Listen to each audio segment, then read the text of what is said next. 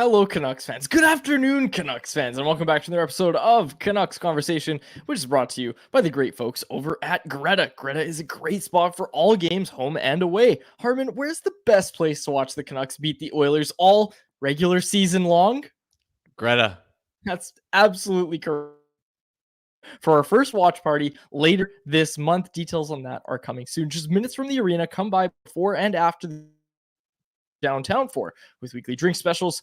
Greta Bar YVR is the place to be. 50 West Cordova Street is the address. Let the games begin. Dave Guidrelli alongside Harman Dial. Our technical producer, the man at the controls, is Jacob Lazar.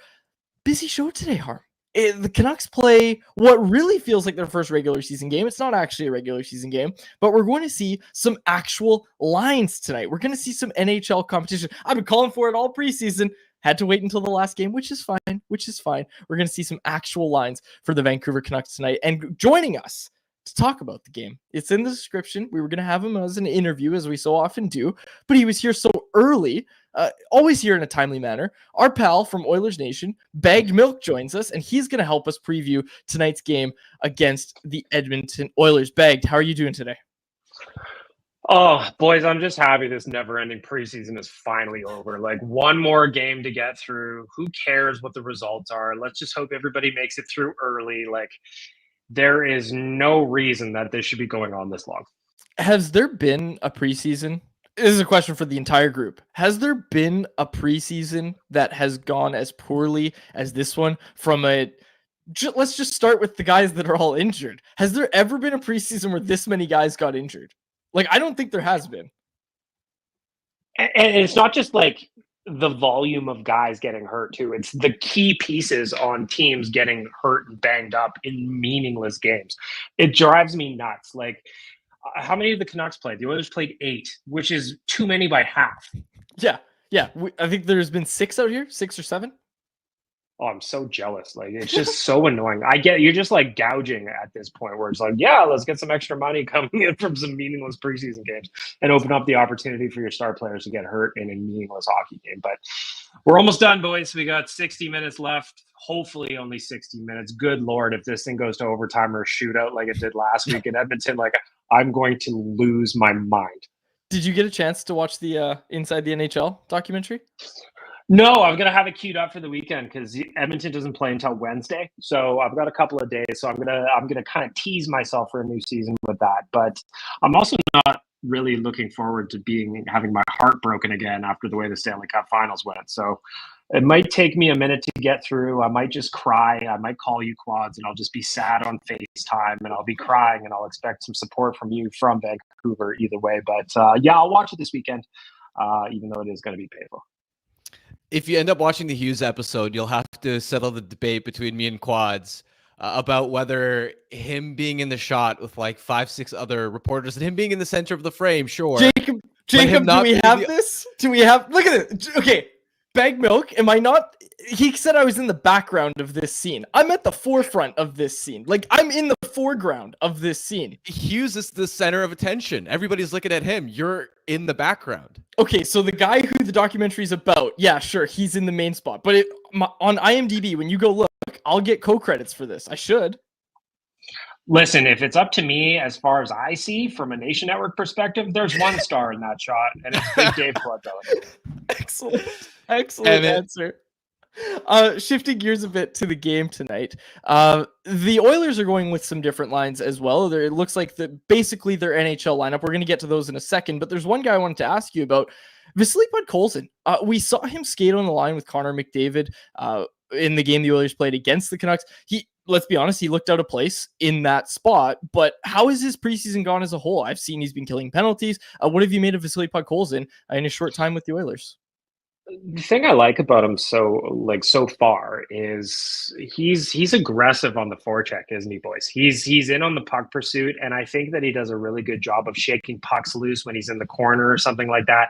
I think that's going to be beneficial for an Oilers lineup that has, it has some skill up front. But Podkolzin can get in there and shake pucks loose for his line mates, create opportunities. He's going to find himself in a good spot. He's had plenty of good looks to score so far in the preseason. He only has the one goal, which did come shorthanded, which is interesting because the Oilers have been PKing a little bit. but he's had some really good looks. He just hasn't been able to finish.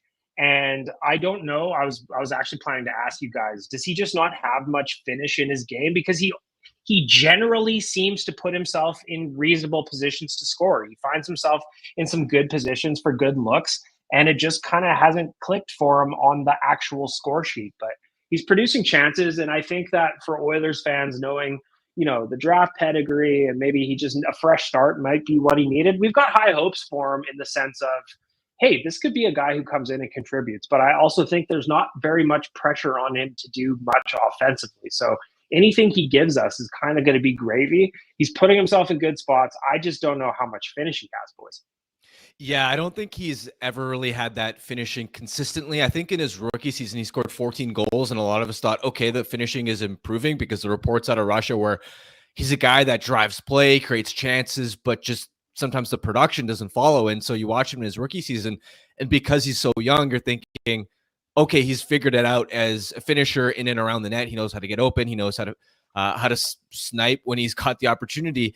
And yet, in hindsight, that was probably just a shooting percentage bender that he went on in the second half of that rookie season, because since then it's sort of been the same story where can look good at times, can create chances, maybe drives play on a fourth line, but just isn't really ever able to convert.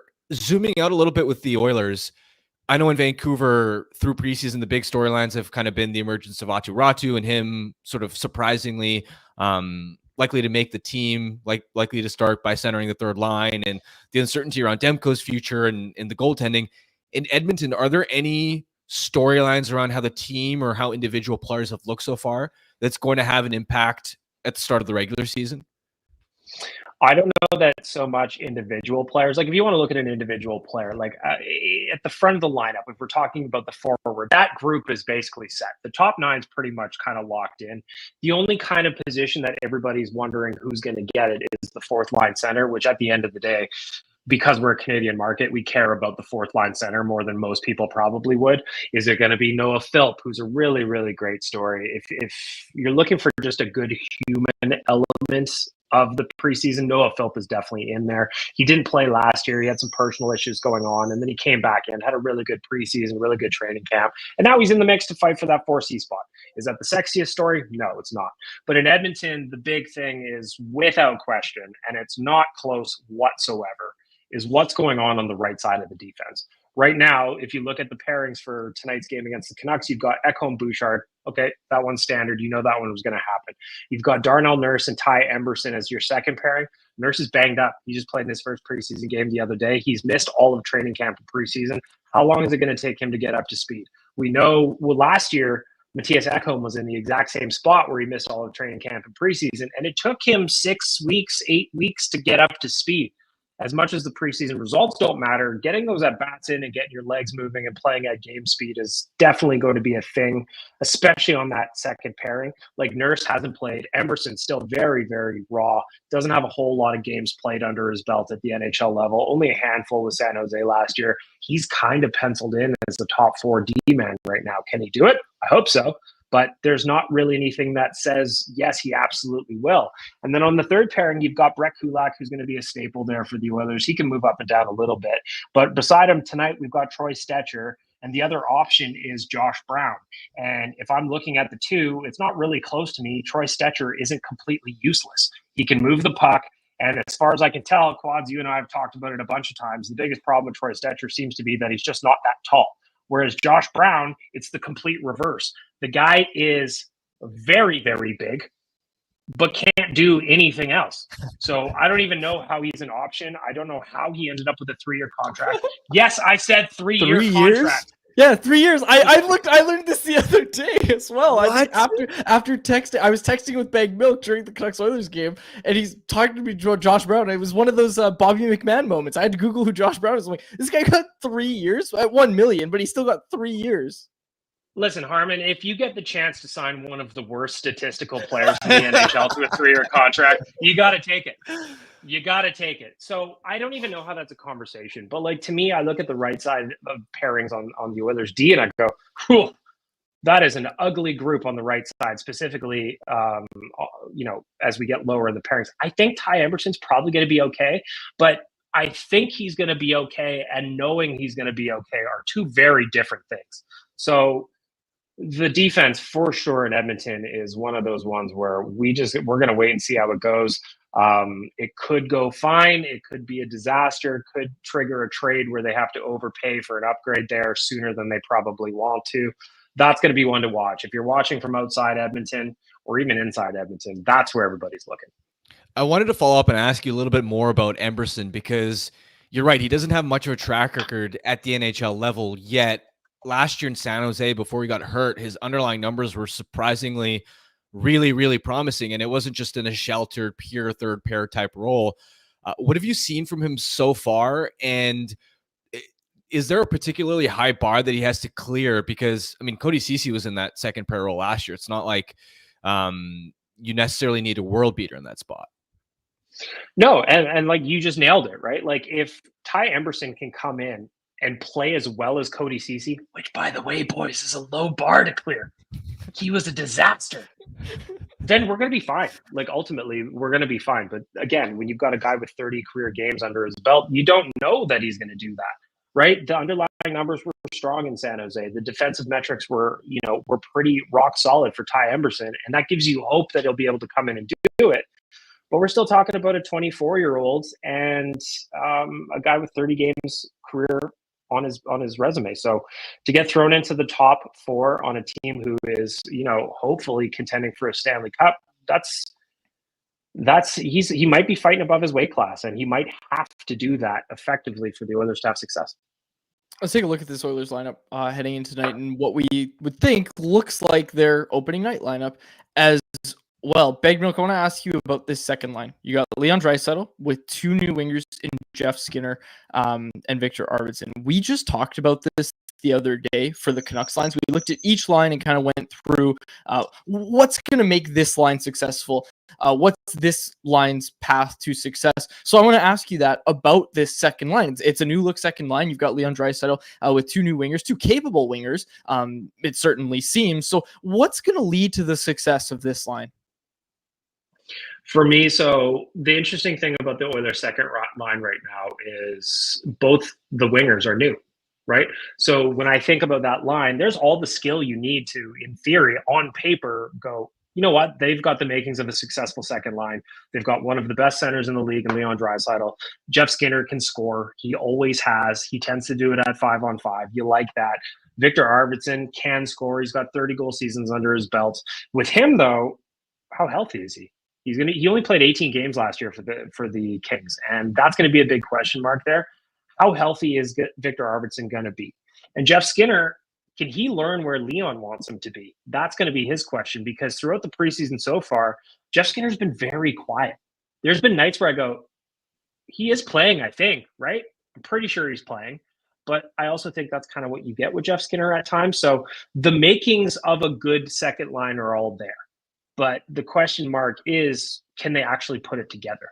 Just because you look good on paper as a trio that should score a ton of goals, in theory, doesn't mean it's actually going to work out that way on the ice. So to this point in the preseason, they've had some good looks, but nothing really world-beating against competition that at a lot of points hasn't been NHL caliber. So how long is it going to take them to figure it out? Or how much leash is Chris Knobloch going to give them to figure it out before he switches it up? Because that first line of Nuge, McDavid, Hyman, they were nails all year last year. So they're going to work. But how much patience are we going to have for the second line?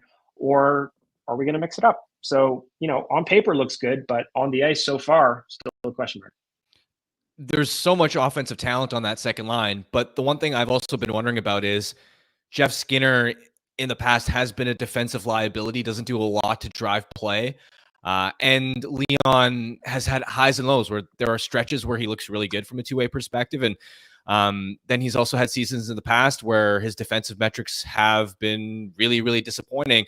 Do you have any defensive concerns about that line? Because we know they're likely going to score, but any concern around them holding up from a defensive / two-way perspective? I mean, that's just Oilers hockey, baby. Who cares about defense when you can score goals, right? So, is there the concern about that line defensively? Sure. I think the hope is probably that they're going to outscore their problems, and they have a chance to do that given the makeup of the three players. But yeah, Harm, like if we're talking about the defensive side of the puck, if they're getting hemmed in their own zone, I don't know that that's the trio you want out in the key position at the end of the game if you're up by a goal or something like that. That's not the trio you want out there. Maybe Leon to take draws, but yeah, sure, it's definitely a conversation. But again, as an Edmonton Oilers fan, that just kind of like, all right, defense is optional. Let's go, boys. That kind of fits within the narrative of what we've always watched.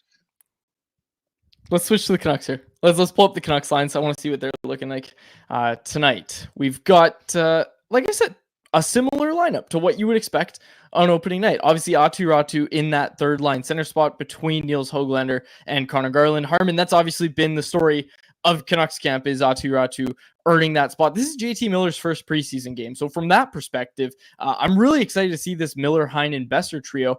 We saw it at the start of training camp. We didn't see them get any preseason time together. I'm really excited to see this trio together because it looked like they were starting to build something of chemistry in training camp. So, Bagmilk, I'll ask you this question. When you look at this lineup and you compare it to what the Oilers faced in the playoffs, like, what are the key differences in your mind of, like, what the Canucks are going to look like this year? I see a big, tall Frenchman on the right side of the defense that I see as a former friend.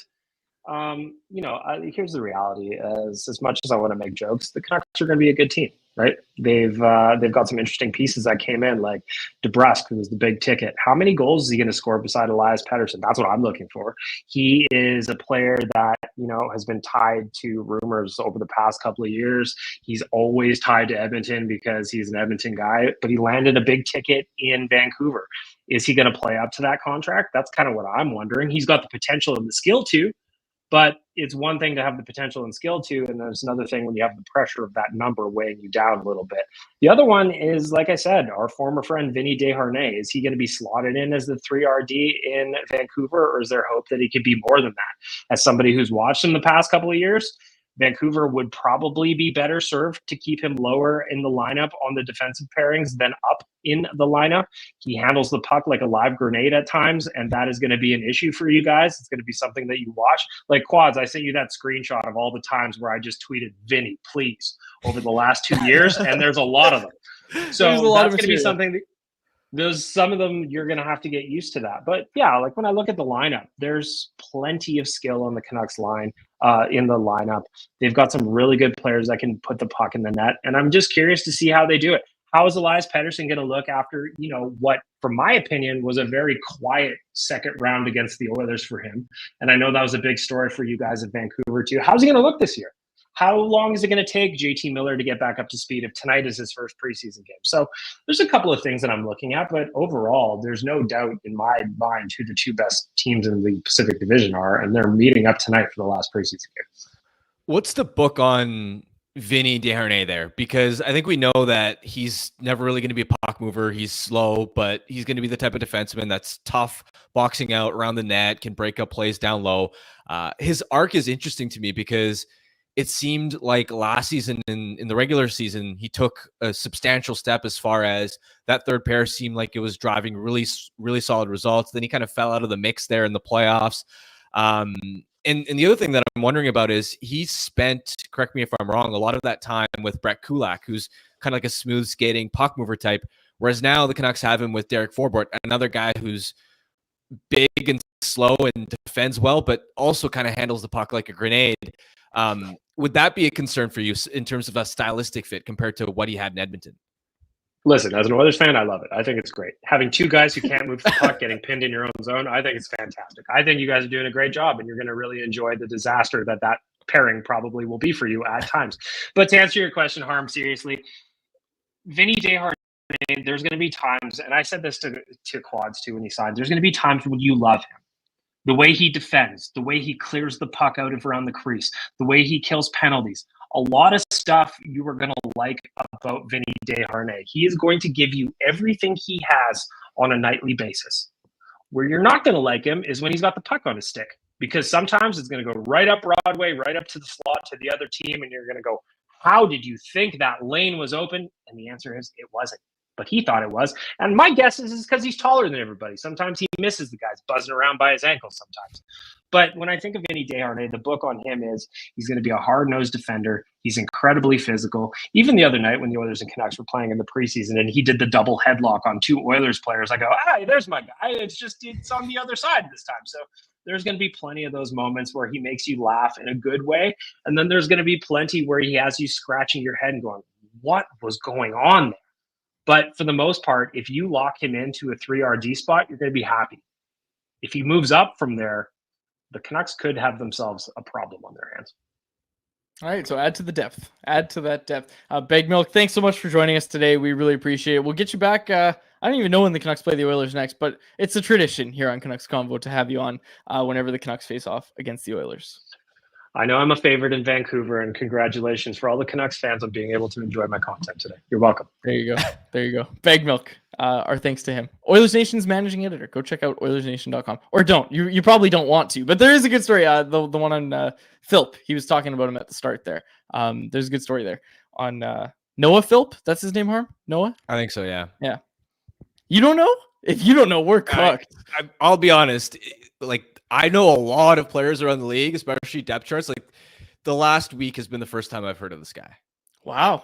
Okay. Yeah, he's got a good story. I know he was at the... Actually, I don't know this. I shouldn't say I know this. I think he was at like the University of Alberta or something. He's got a good story, though. Go read it over at OilersNation.com. Okay. Yeah, the chat loves them some Bag Milk. I think it's the only Oilers fan that we can have on the show that, that Canucks He's just so funny. He is. He's actually hilarious. He's great. Yeah, our thanks again to Bag Milk for joining the show. Harm, anything else that you wanted to say about Canucks versus Oilers tonight before we move on to the poll question and then anyone else? Yeah, I mean, I'm of course intrigued to see how the power play looks, and not just the first unit, but if we get an opportunity to see the second unit, because Brendan Batchelor tweeted out the power play units that the Canucks were rolling out at morning skate today. And the second unit looks a lot better than it has in years past. Now they've got Höglander at the net front, Daniel Sprong at the left flank, Heinen in the bumper, Garland on the right flank, and Hronek from the point. That's a pretty decent, I'd call it above average second power play unit. Now they don't have a centerman who can take draws, but oftentimes that doesn't really matter because the second unit's coming on many times because there's been a clearance from the opposing PK and you can just change on the fly. I don't think it's the biggest deal. And the main takeaway for me is you've got an actual shooting threat, a high-end one on the flank with Sprong, which last year was so infuriating watching the second unit kind of work it around. And you'd have like Pia Suter or Ilya Mikheyev on the half wall where there's just, it's a muffin of a shot. Threat to shoot. There's no threat to shoot. And the last resort was just, okay, let's just go up to Hronek. And of course, it's nice to have the heavy shot from the point, but if that's your only weapon, you're an easy power play unit to defend. In the spirit of talking about power play units, this first unit, Jake DeBrusk is in the bumper spot. We've talked about it when he signed, talked about it in the offseason. This is the Canucks power play chance to become truly elite again, right? Is finding that really good fit in the bumper spot, because it's no secret that the power play suffered when Bo Horvat left. And yeah, Andrei Kuzmenko was great in that spot, and but he didn't really own that bumper spot the way that Bo Horvat did. And I'm curious if Jake DeBrusk can be a fit there. Played net front mostly in Boston, has played the bumper before. It takes a lot of time and experience to get there. So would have been nice if they got some preseason. No, I'm just kidding. But it'll be good to see Jake DeBrusk kind of get that shot in that bumper spot, because to me, that's the recipe for the Canucks power play. Just finding their groove again is finding that fit with Jake DeBrusk in the bumper spot, finding that real threat in the bumper spot. That's going to just unlock so much for them because they haven't really had that threat. And the effects have been felt when you watch this team's power play recently.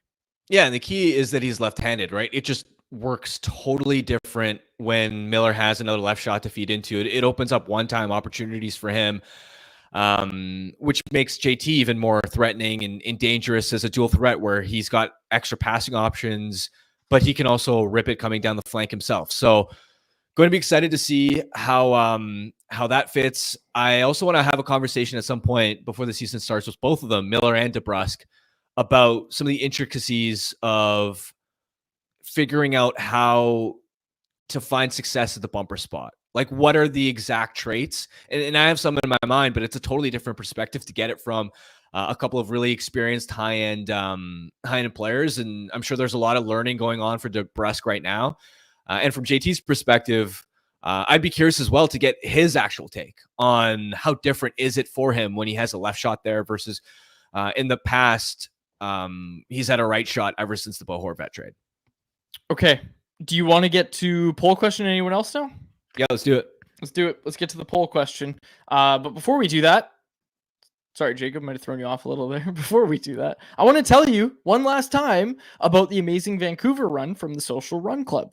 We're hosting a station at the Amazing Vancouver Run. It's going to be a ton of fun, and it's a great way to get out and explore the city. There are over $10,000 in prizes, including some great stuff from us here at Canucks Army. Here's how it works. Find a partner and register. Show up on October 6th. Go between 20 plus stations all around downtown Vancouver. Complete challenges to win raffle prizes. It all takes place Sunday, October 6th from 9 a.m. to noon in downtown Vancouver. For more details, visit the link in today's show description. All right, poll question. Let's see it. Let's get to the, we got pictures. We got pictures of the, maybe Faber and I are in there. Maybe not. We try to stay out of everybody's way. Oh, there's Kate. Wow. Okay, this is last year's. I wasn't at last year's. But anyways, Jacob, let's get to the poll question. Let's pull up the poll question here. Today's poll question, how many Canucks preseason games did you watch this year? I didn't write this poll question for those that are about to call me on the typo. This was all Jacob's fault. Yeah, it's my bad. That's okay. How many preseason games did you watch this year? Harman, obviously our answer is that we watched all of them. I don't know. Did I watch all? No, I did. I watched all of them. But fans, I'm curious what fans thought about this, because I was talking a lot about how the preseason is just too damn long, and it doesn't surprise me that leading the charge with 1 to 3 preseason games watched, there were 6, said 45.9% say they only watched 1 to 3, 32.5% say they watched none, and 21.6% said they watched 4 to all 6 games. And K-Town Chef, I love this. He said he's watched 0, but he's been in our chat every day watching our show. So that means he'd rather watch a show about the Canucks than watch the Canucks preseason. I love that. I absolutely think that's the best way to do it. You clear up your evenings if you're a fan to do actual things, like looking at the schedule that they had. They've played Friday or Saturday night games. Why would you not just make other plans and then catch up to hear what was actually meaningful as far as takeaways, rather than having to watch through Noah Juleson running a power play? Yeah, that's kind of what I did. Just come on this show and find out what I missed. Just talk to you. No, I didn't do that. Although I make a lot of jokes about it.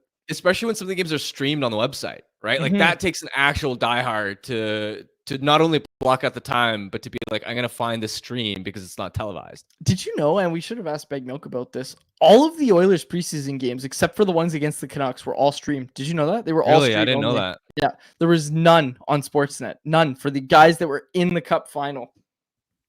It's a pretty unique thing that the Canucks get all their preseason games, or most of their preseason games, aired. But I'm glad they even have the stream. In years past, they wouldn't have the stream, remember? Yeah. It was just... do you remember 1 year where the Canucks were trying to sneak Jacob Markstrom through waivers? They played him in some non-televised game, I think, to maximize the odds that if he played well, teams wouldn't... San Jose. It was San Jose. Yeah. It was a neutral site game. He played really well in that game, too. And he successfully cleared. Yeah, and he did. Yeah, he did. That was when Markstrom recently said the quote that Jim Benning told him he was too good for them to keep around right now, so they put him on waivers anyway. Oh my god.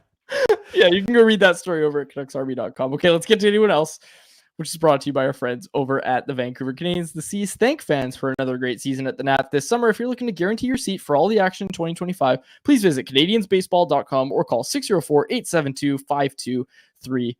Big shout out to the Vancouver Canadians for supporting us all year long. Okay, did you see this, Harm? This is the first thing on my list for anyone else. Look, I know we always talk about how I don't watch any hockey other than the Canucks. Caught some Boston versus LA last night. Did you see this? Jonas Korpisalo he looked awful. Jonas Korpisalo was absolutely horrible last night. The Bruins lose 4-1, I think it was, to the LA Kings, and Quentin Byfield scored a hat trick in that game. It was a really, really good game for the Kings, but Korpisalo didn't really invoke much confidence and probably kept Jeremy Swayman's price exactly at what it is, or pushed it up even more, because, man, Boston right now, they don't have the goaltending. They just don't have it. Jonas Korpisalo is not going to be some big revelation for them. He's just not. And again, he kind of showed it last night. And they got to get Swayman signed is basically where I'm going with this. Did you see the game last night? I didn't. I caught some of the highlights, but I mean, ultimately, two things to keep in mind are it's preseason, so it doesn't matter. And number two, goalies are voodoo, are volatile.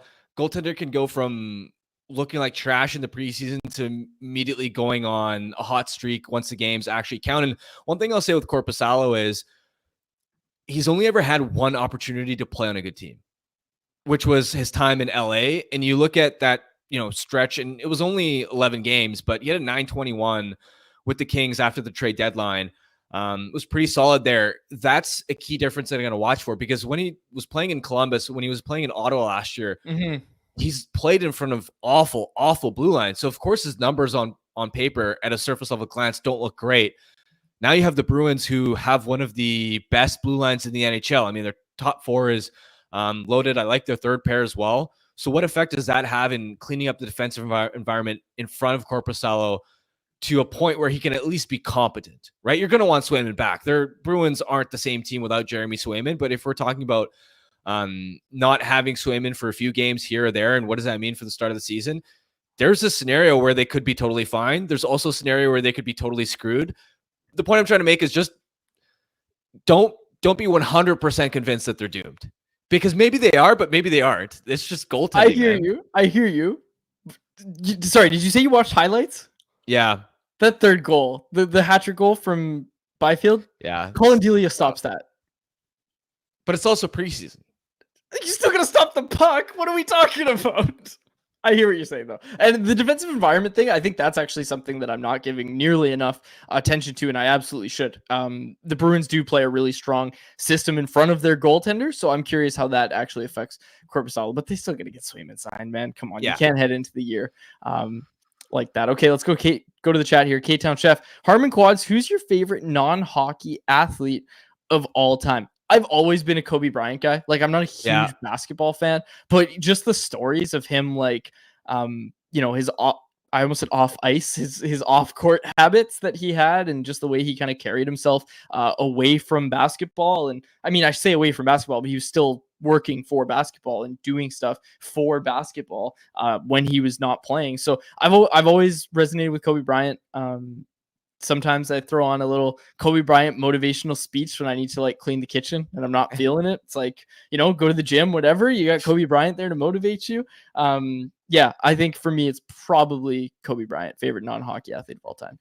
Yeah, there aren't a ton that immediately come to mind for me. I'd say growing up, I was a huge Kevin Durant fan, like when he was on OKC. And so I kind of like followed him around. That's going to make a lot of people feel old that you said when I was a kid, I was a Kevin Durant fan. That's going to make a lot of people old. I could still vividly remember being like 10, 11, 12 years old, having a KD jersey and just pulling up to like the rec center and shooting hoops. Hell yeah. I was a big Derrick Rose fan when I was a kid. Like Derrick Rose. That 2011 MVP year? Yes, exactly. Unbelievable. Dude, I had the shoes. I had D Rose shoes. This is bringing me back to my high school basketball days. If only that's still one of my biggest what ifs is if Derrick Rose didn't suffer those string of injuries that basically ruined the peak of his career. It's one of the biggest sports what ifs. I like that question a lot. It's always fun to kind of dive into questions like that. Is there anything else? Oh yeah, this one from Brian Daly. I think we wrap on this one, Harm. This one from Brian Daly. He said, all these predictions giving the Canucks very little chance of being a threat in the postseason. Is this another year of being under everyone's radar? I'm not seeing people being super low on the Canucks. I'm seeing people have questions about them with Thatcher Demko's status kind of up in the air. But your colleague Dom Luszczyszyn just posted his models rankings of all the teams, and he has the Canucks as the fourth best team in the league. He has them as a legit contender. Your thoughts on that? Yeah, that's just what I was going to say as well. Is I don't know that I've seen a lot of people sleeping on Vancouver. I mean, if Dom is out here classifying Vancouver as a top 5 Stanley Cup contender heading into this season on paper, I don't really see, especially given how much discourse, like him or not, Dom's work drives a lot of the narrative as far as what fans outside of a specific local market think. with something like that coming to fruition, I don't see Vancouver being this team that's heavily slept on. Of course, people widely view Edmonton as the better team in the division on paper, which I think is a fair take. But I don't see many people expecting Vancouver. Basically, how many people have you seen saying Vancouver season last year was a complete fluke, and people predicting them to like miss the playoffs or just be a middle of the pack team this year? I don't see a lot of that. Yeah, I think it's just where they are in their progression as being, you know, a contending team. A lot of people are saying, okay, like we think they'll be great in the regular season. And to Brian's credit, his comment was about them being a threat in the postseason. You don't get the, you know, the status of being a postseason threat if you have only done it for 1 year, right? Yeah. So I understand that. I wouldn't call them underdogs there, though. I think that's a fair way to look at this team, is that you can't seriously call them a huge postseason threat right now, but hey, like another really solid regular season, and you know, Elias Pettersson looking like himself, you're a threat. You're a threat in the postseason. A healthy Thatcher Demko, you're definitely a threat in the postseason. But it all starts on Wednesday, and the final preseason game. We've made it, folks. The final preseason game kicks off tonight. We'll be back Monday to break it all down. We'll be back Tuesday to get you ready for Wednesday, and then Wednesday we'll really be ready to get you ready for Wednesday. But before we close it out, let's get to our Bet365 bet of the day. Oh, Oznuck, I gotta address this. Oznuck in the chat, he always points out that Besser does a shrug after he shoots. Have you ever asked Brock about this? I haven't asked him. I think someone has, and I talked to this person, and I'm pretty sure Brock just said it's like a force of habit, because someone was asking like, oh, does it have something to do with his injury? It's just something he does. There's no other explanation for it. It's like when you're at the plate and you, like, you know, you do the crotch grab or whatever after taking a pitch. You know who did that? Chris Faber. Chris Faber. Really? You go look at Chris Faber's high school baseball highlight reel. I don't know if he'll post it. I'd like him to post it. This is a call to Chris Faber. If everybody tweets at him right now, he doesn't watch Canucks Convo anymore, I don't think. But if you tweet at him right now and say, hey, can you post your high school, college, or high school baseball highlight package, he might post it, because I think we played it on the show before. And basically, he's taking cuts. He's a good hitter, but each swing he does the crotch fix after each swing. I kid you not, it's hilarious. So I hope he posts it.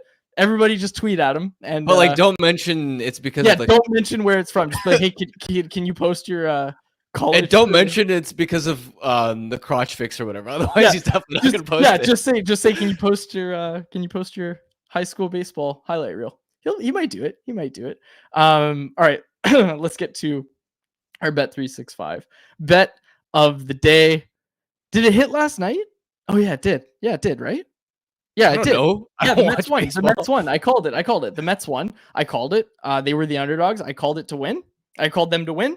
And tonight I'm doing something similar, because the San Diego Padres are going up against the LA Dodgers in game 1 of the NLDS.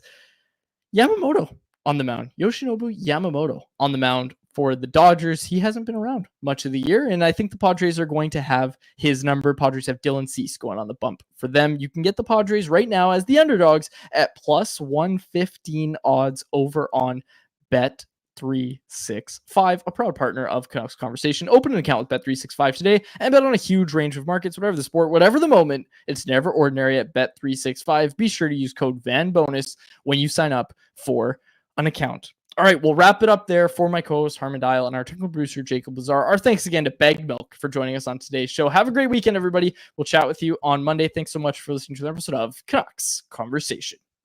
Canucks Conversation is live Monday through Friday, every weekday at 2 p.m. over on the Canucks Army YouTube channel. Make sure you like, subscribe, and interact in the YouTube live chat every day with us, folks.